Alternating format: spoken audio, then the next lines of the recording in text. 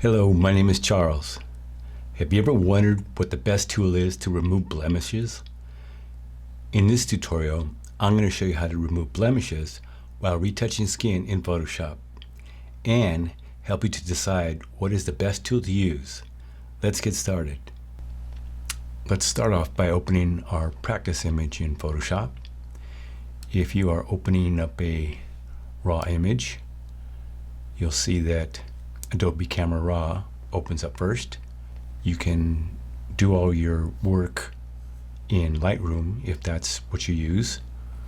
Down here at the bottom, I want to point out this link. If you click on it, this checkbox right here, I usually have this checked because it says open in Photoshop as smart objects. Reason being, it's a good practice to have your image open in Photoshop as a smart object so that you can go back and do work, like in this case with Adobe Camera Raw. Here in Adobe Camera Raw, you should try and get your exposure and contrast and adjustments like that right first before you take it into Photoshop. So I'm going to adjust exposure slightly,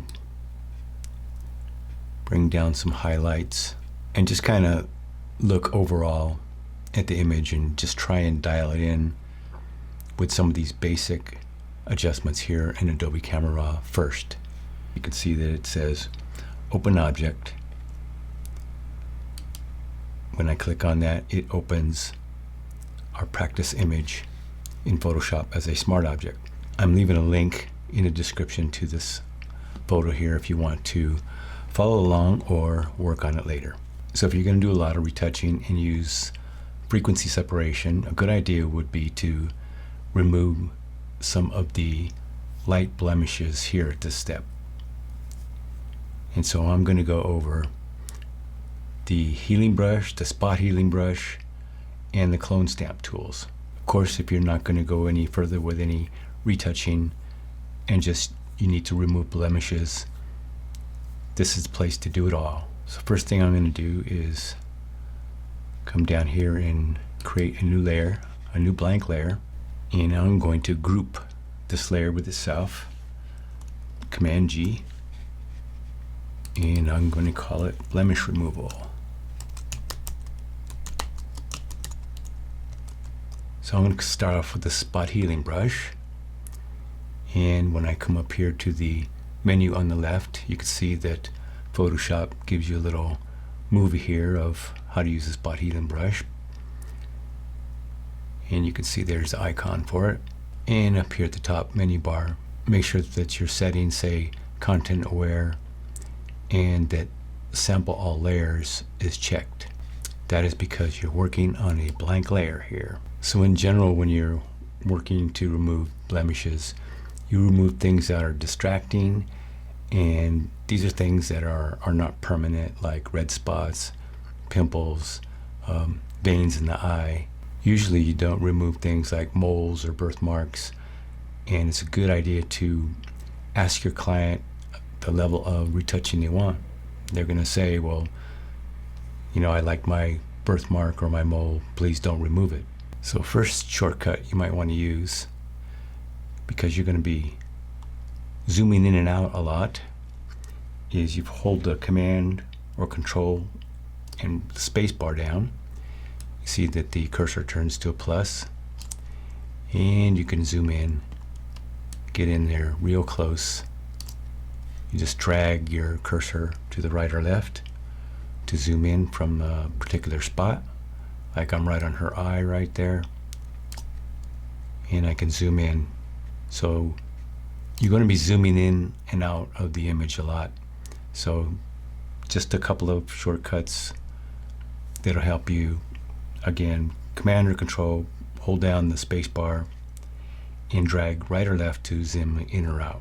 So with the spot healing brush, let's try that first. I'm going to zoom in a little bit, get on my spot healing brush. I'm going to use my left and right brackets to make my brush bigger or smaller, and you just basically paint.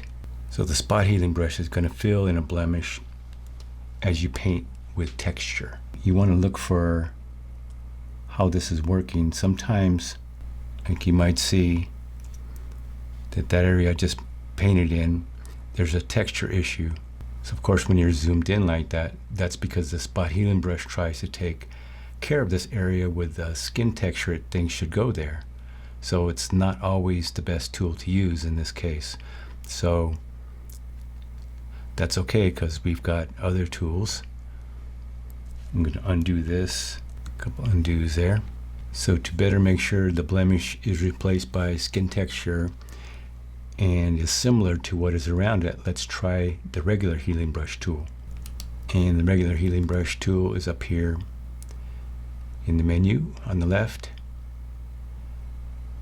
And similar, you're going to work on a blank layer. Your sample should be set to current and below. So I'm going to zoom in here a little bit. Make my brush a little bit bigger. Hold the Alt or Option and sample right around where I want to get a blemish. And as you can see, I've sampled texture, and just click over it like that. The healing brush is going to sample that skin texture, and you can paint right over like that, and that looks a lot better. You sample and click like that. Sample and click like that. Sample, click like that. So healing brush does a lot better than a spot healing brush in some instances. So the next tool is the clone stamp tool. The clone stamp tool works really well where there are edges of an image. If you were to use the healing brush tool or spot healing brush tool, the edges would look kind of fuzzy. So the clone stamp tool uses the shortcut key S. The clone stamp tool is up here. And again, we're using a blank layer here, so you want the sample current and below. And you would have the opacity and flow at 100%. And again, I'm going to zoom in here. And so the clone stamp, if you hit Alt or Option and sample, and you can see there's a direct copy it's doing. So the clone stamp tool won't try and do any blending with, say, color. It will do a direct copy. But you want to select the skin texture next to the area that you want to replace. You don't want to select an area way up here and then try and make a correction to some skin down here, because now you have this dark spot right here. So again, you want to sample close to an area. You want to sample skin close to an area and click and correct. You want to sample the skin close to an area and paint over that area. So the fastest way to approach using these three tools is the spot healing brush should be first because it's faster. But if it doesn't give you the results you want, move to the regular healing brush. So remember, the regular healing brush is going to help you with texture.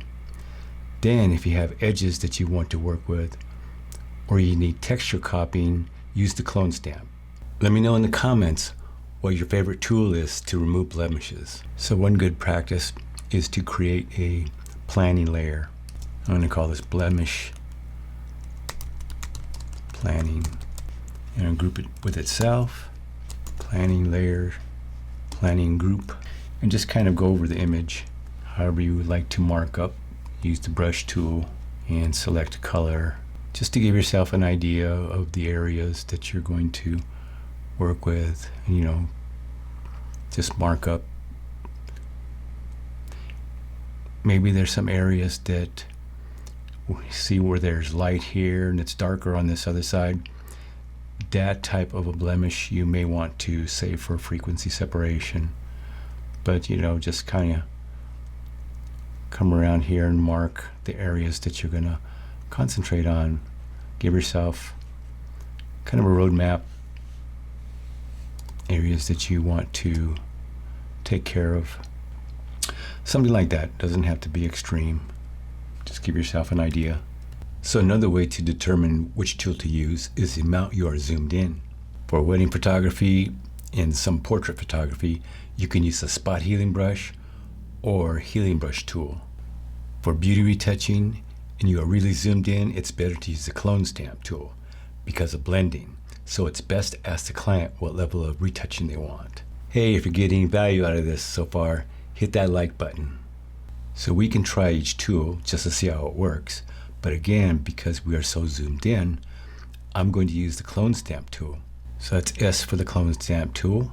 And I'm going to have my opacity at 100%, flow at 100%, and my sample set to current and below.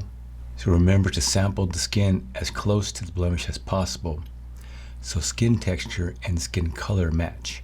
So here I'm just working my way around the image. I say areas like this, these two blemishes, you may want to wait. If you're going to use frequency separation, wait till later because there may be some issues with color that you might want to take care of in that sense. But again, sample in the areas where light areas you're sampling and skin textures are the same. You can zoom in further.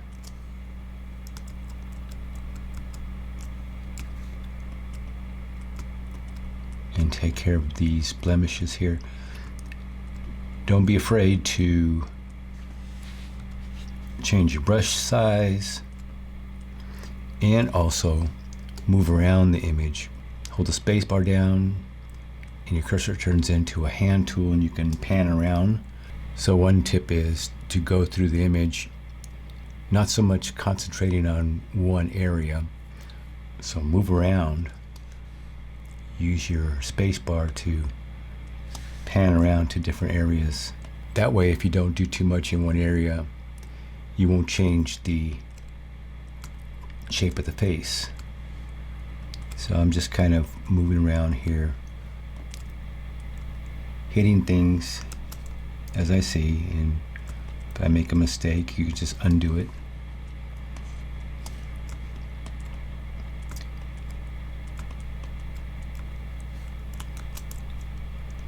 You have to watch the areas where there's color and you want to sample. But it's a good time to turn on the music, relax, go through it, take your time, find areas where you like the skin texture, sample and paint over the blemishes.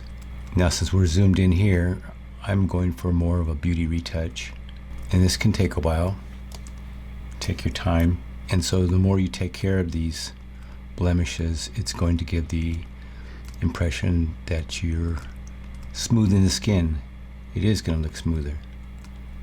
So you just go through, find a texture near the area that you want to remove the blemish. And you're looking for areas that stand out. Let's try this over here. Okay.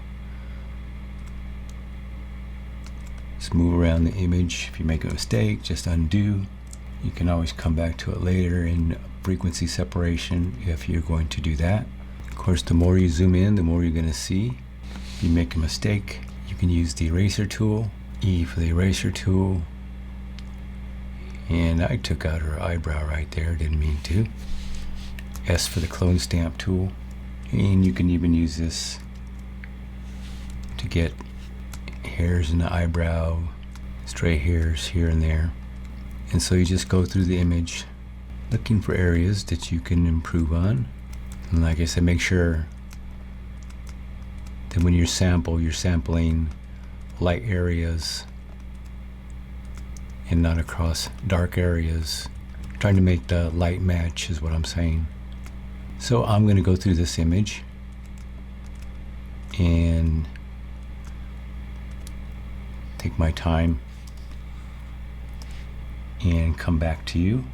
And one thing you can already see when you zoom out and you do before and after, you can see some change. But as you zoom in, you're going to see more of what you've been working on.